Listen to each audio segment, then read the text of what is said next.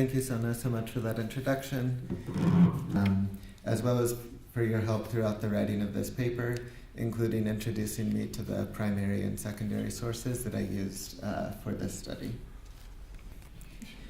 From 1700, the year before the congregation's founding in Constantinople, these had a spiritual or religious focus, 91%, including many translations of Roman Catholic works, volume dictionary, whose first volume's publication was not completed until 2 months after Mkhitar's death, and the second volume was completed 20 years later in Work for the Enlightenment, spiritual, religious, and intellectual, of the Armenian people, one of whose primary means included educational followers' own philological endeavors, in order to bring them into contact with the spiritual richness of writings in the literary Armenian language, of texts, and his readers. My focus will be on demonstrating some paratextual methods he employed, that is, liminal devices and conventions within a book, such as the use of title pages, prefaces. It is Sahak Cemcemian and Sebu Aslamian, among others, that have done the most to contribute to our general understanding in the introduction to his lengthy study, Mkhitar Abahor Haradarak Chagan Arakalutyuna, Abbot Mkhitar's publishing mission, from which the title of my paper derives. Even at first glance, it is clearly seen that Mkhitar sought neither glory nor material profit. His sole ideal was to come to the help of each child of his people, to teach them their mother tongue, to educate their souls, to lead each one to eternal truths. The enlightenment of my people, a phrase which we often encounter in the writings of Abbot Mkhitar. Indeed, Mkhitar fervently yearned to see his people awakened from their sleep. With clamoring voice, he wanted to teach and to preach to them that there is another life, filled with wisdom and anointed with divine light. Cemcemian, in language that is, albeit reverential, nevertheless captures well the twin foci of Mkhitar's publishing mission: education of the Armenian people, in both spiritual and linguistic realms. In the year before his death, reflecting on his publishing efforts in a letter addressed to Mahdasi Andreas, one of his congregation residing in Constantinople, Mkhitar emphasizes that his publications have been undertaken not for profit, but for the benefit of his people. For we have published and are publishing so many books, not for financial profit, but simply for the help of our people. Among these publications, the deficit of those books which are not able to carry their own cost will be made up for by the books which bring in a little extra. It must be mentioned, of course, that Mkhitar had this luxury because his congregation and their publishing efforts were the beneficiaries of wealthy Port Armenians, whose donations supported the congregation and its book production.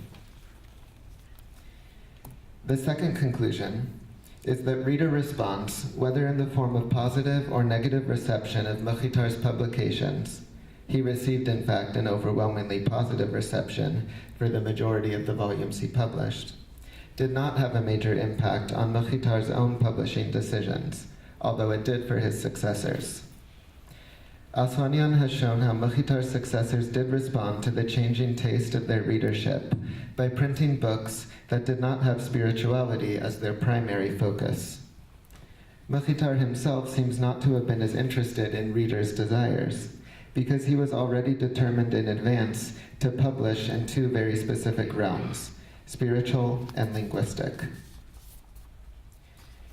These observations suggest that Mkhitar was less interested in responding to readers' desires than he was in creating readerly taste, in creating a readerly market for the books he published. This was foundational to his goal of enlightening his nation. It was essential to create Armenian readers who consumed and desired books of a spiritual nature, composed in the classical idiom. Now we may move on to attend to various paratextual methods that Mkhitar employed in order to help create a readerly taste that suited that publishing mission. In history of the book scholarship and critical literary theory, paratextuality refers to the way title pages, frontispieces, dedications, epigraphs, prefaces, footnotes, illustrations, and the like work on the perceptions of the reader in advance in order to guide his or her approach to, reading of, and reception of a text, that is, to influence reader response. French literary scholar and structural theorist Gerard Genette was the first to call such devices a work's paratext.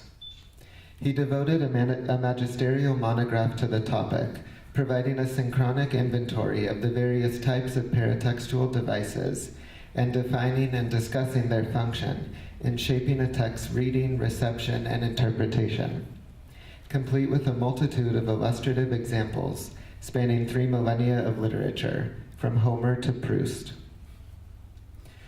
The term paratext aptly denotes the way such liminal devices and conventions encircle, frame, and present the text to a reader. In other words, their role of mediation between text and reader. They are, as the French title of Genette's book, Seuil, indicates, thresholds, or vestibules, that offer the would-be reader the opportunity to decide to move onwards and read the book, or step back and put it down, while at the same time guiding his or her posture into an attitude that is proper for entering into the structure that is the book.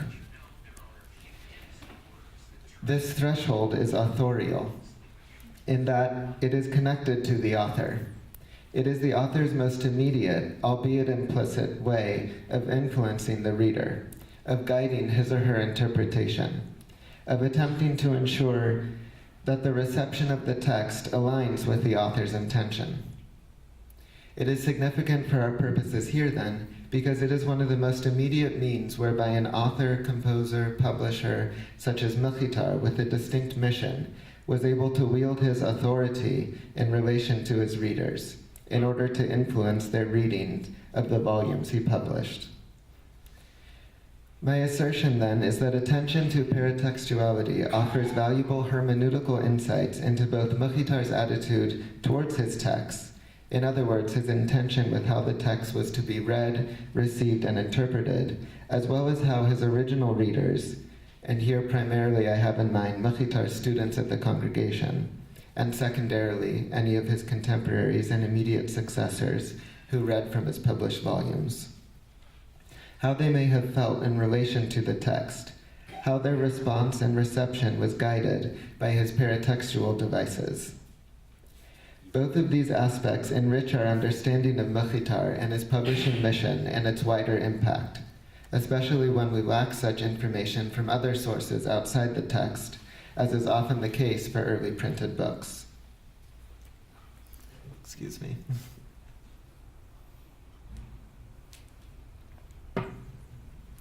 Okay, now the pictures. The first two examples are taken from the same book, Mkhitar's 1730 Classical Armenian Grammar, authored by himself, and entitled Grammar of the Classical Language of the Armenian Nation. As the frontispiece indicates, its intended readership was first and foremost those youths who newly came to the congregation and set out at an early age on the grammatical study of the classical language. In regards to the physical appearance of this volume, Gemgemian writes, "From a typographical and artistic viewpoint, this was the most perfect volume of Mkhitar's publications to date. It is therefore unsurprising that in such a volume, where such care was put into the typographical layout, that we find powerful paratextual devices employed by Mkhitar. After the frontispiece, there is a decorative page, adorned with a border of crosses, stars, and ornate lines. Within the border is a central cross on a decorative pedestal, and around the arms of the cross are the congregation's initials, Vo, Gen, Vev, Eip. Underneath the pedestal is a short 4-line poem, which reads, Nach kanas kol ko keragan, uz chachanara kez hanaran, zimi usumen kitnagan, arit litsi kez bekatzman. Before your grammatical life, make the cross your support, lest scholarly study become for you an occasion of boasting. This short poem is composed of 4 octosyllabic lines, each of which ends with a trisyllabic word, creating a syllabic line structure of 5 plus 3. Each final word ends with the same syllable, an, resulting in all 4 lines rhyming with one another, along with their identical meter. There is a pronounced use of alliteration, especially the sound K, even more so for speakers of Western Armenian, as the Mkhitaris monks were, since the letters Kim and K have been merged into the same sound. After reading it once or twice aloud, it is almost difficult not to remember it, due to its simplicity, symmetry, and catchy alliterative meter and rhyme scheme. Standing as a kind of introit to the study of the grammar of classical Armenian, it confronts the student at the outset with a very clear message. Linguistic study is not an end in itself, but is ancillary to the Christian life. The student's identity as a Mkhitaris Armenian Catholic is visually illustrated by the cross and congregation's initials above the poem, and is verbally engraved into his mind with this concise, memorable poem, even before he begins his scholarly studies. The student is, in a sense, branded, and the purpose and place of his grammatical study is clarified from the outset. This paratextual device then guides his approach to grammatical study, situating it in relation to a higher, more strictly spiritual goal. On page 4 of this same volume, after a short preface, and opposite to the beginning of the grammar proper, is a beautiful copper plate image depicting Catholicos Sahak and Saint Mesrop, commissioner and inventor of the Armenian alphabet. Mesrop is teaching, while Sahak looks on from an episcopal throne.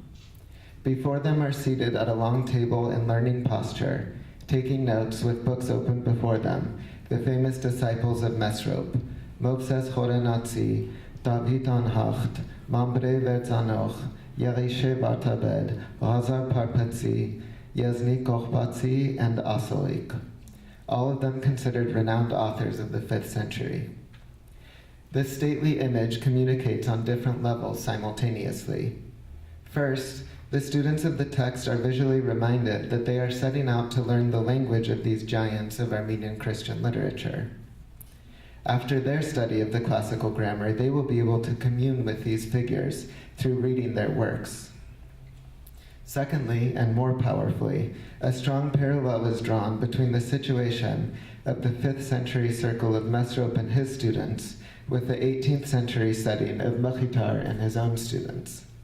The tonsured hair, dress, and young age of the students pictured, their feather pens and books, the furnishings of the room in which they are sitting, all evoke an 18th century setting in a Mkhitaris classroom, much more so than a 5th century scene. The students of Mkhitar's grammar, then, are identified with the students of Mesrop, which tells them that they are not just to be passive learners and readers of this language, but themselves agents of spiritual, cultural, and literary production, like the 5th century writers pictured.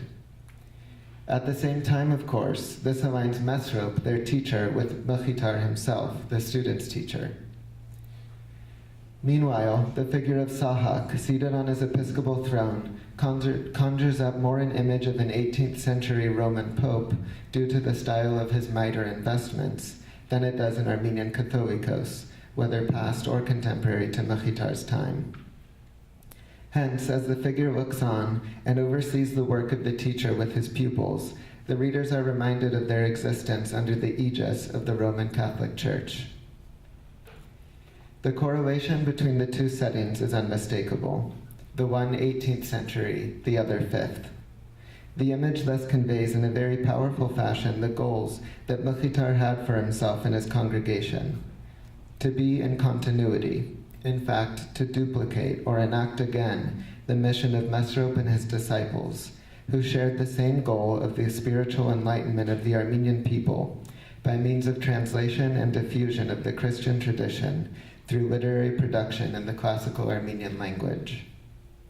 Through these paratextual methods, the students who use this book are guided at the outset in the way that they are to interpret themselves, the book, and the role it is to have in their life, to prepare them to be like Mesrop students, and the usage to which they will put the knowledge gained from the book, the reading and production of Christian literature in the classical Armenian language. Like Mesrop students carried on and enhanced the work of Mesrop. One last example. Another paratextual method discussed in history of the book scholarship is the use of games, riddles, codes, or other strategies by means of which the reader is compelled to engage more actively with the text than would occur through normal discursive reading. Through such devices, the reader is able to create his or her own meaning, discover a meaning the author intends one to discover, or some combination thereof. Mochitar also employs devices of this type. In one of his early volumes, Kirk Arakinutian's Book of Virtues, 1721, following the word to the reader, there is a crossword.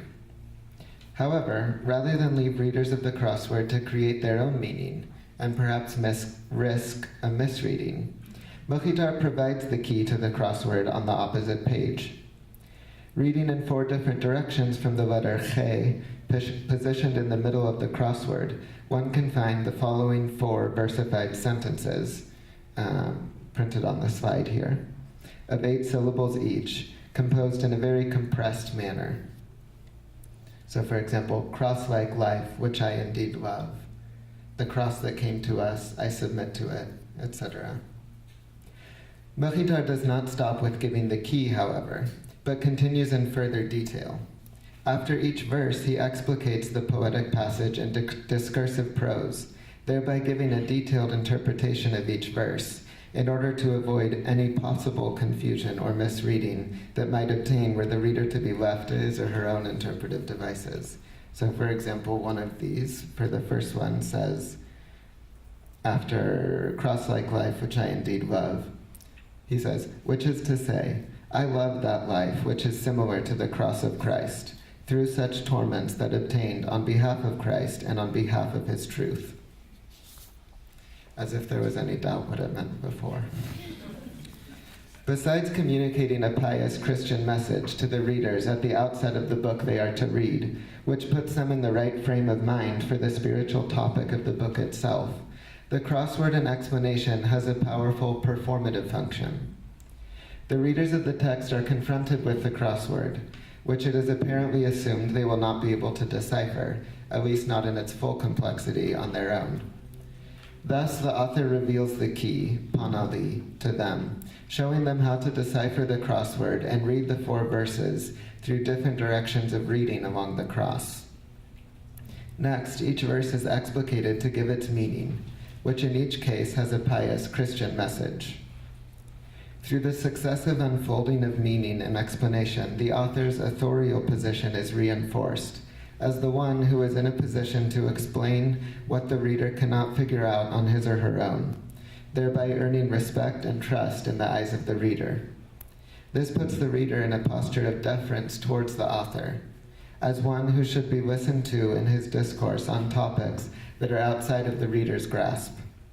This is a desirable relationship, of course, for an author like Mochitar to establish, whose text, in this case, like so many others, is a pious book that is meant to teach and impress a way of living and thinking upon his readers, one that is imbibed with the inculcation of Christian virtues.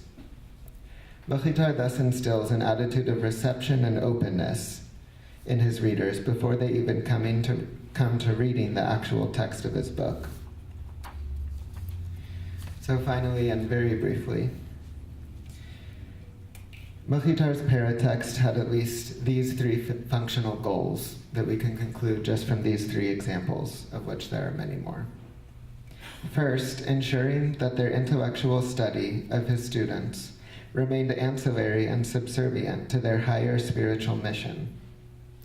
Second, communicating to them their role both as Armenian Catholic monks and also as those who have inherited and will continue Mesrop and his circle's 5th century mission. And third, imposing a certain posture of deference towards the authority of Mochitar. All three of these effects fostered the production of a readerly taste that aligned with Mochitar's mission. Thank you.